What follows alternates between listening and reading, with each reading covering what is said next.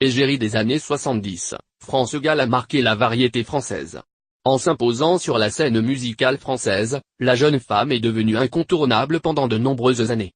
Interprète de renom, un destin compliqué et une véritable traversée du désert, France Gall a su conquérir le cœur des Français. Le 7 janvier dernier, France Gall s'est éteinte à la suite d'un cancer du sein.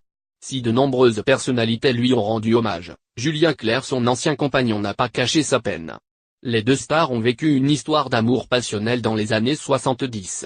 Caché de tous, le couple s'est séparé au bout de quelque temps. Dans un texte sobre, mais d'une élégance rare, le chanteur a tenu à lui faire ses adieux. France, nous avions 20 ans, des bonheurs, des chagrins. Une part de ma vie s'en va avec toi. Julien, avait-il publié sur les réseaux sociaux. Inhumé dans l'après-midi du 12 janvier, la cérémonie a réuni sa famille et ses plus proches amis.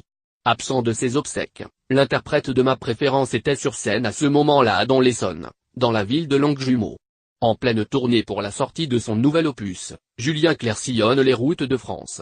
Seulement, l'artiste a tout de même eu une tendre pensée pour son ancienne compagne. Sur la scène de Longjumeau dans l'Essonne, Julien Clerc a tenu à chanter « Souffrir par toi n'est pas souffrir ». Un titre très particulier pour l'homme, comme il l'a expliqué à son public. C'est une chanson que j'avais écrite parce qu'elle voulait partir loin de moi.